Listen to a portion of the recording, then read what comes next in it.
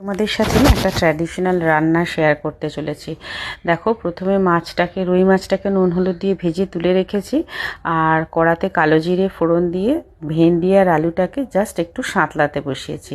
আমার গ্যাসের ঝিকটা না একটু গন্ডগোল করছে, তাই কড়াইটা মাঝে মাঝে একটু নড়ে নড়ে উঠছে। যাই হোক, বাদ দাও।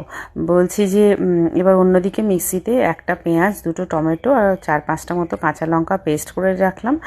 আর আমি তো জানোই আদা বেটে রেখে দিই, তো যাই হোক ওই আদার পেস্টটাও 1 চামচের মতো দিলাম, আর দিলাম নুন হলুদ আর সামান্য একটু চিনি দিয়ে ওটা কষাতে শুরু করলাম।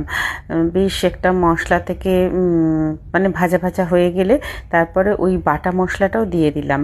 আর তোমাদেরকে বলে রাখি, এটা না চারা মাছ দিয়ে করলেও কিন্তু খুব ভালো খেতে হয়। আমি কিন্তু চারা মাছ দিয়েই করি। যাই হোক, আজকে কিন্তু রুই মাছ ছিল বলে রুই মাছ দিয়েই করলাম। ওই ঝোলটা কিন্তু খেতে খুবই ভালো হয়, একটু মাখা মাখা টাইপের হয়, খুব একটা বেশি গ্রেভি থাকে না। আর তোমরা এটা রুটির সাথেও খেতে পারো, কিন্তু ভাতের সাথে খুবই ভালো লাগে। এখন গরমে সবে ভেন্ডিটা উঠছে, তো বেশ একটু কচি কচি থাকে, এই সময় খেতে কিন্তু বেশি স্বাদ হয় এই তরকারিটার। যাই হোক, খুব তো তেল আমি দিই না, তোমরা খেয়াল করেছো। দিয়ে ওই তেলেতেই কিন্তু গ্যাসটাকে সিম করে করে, যেহেতু নুন চিনি দিয়েছি, ভেন্ডি থেকেও একটু জল বেরিয়েছে, মশলাটা কষার পরে ওই মিক্সি ধোয়া বাটিতে যে জলটা সেটা ঢেলে দিলাম।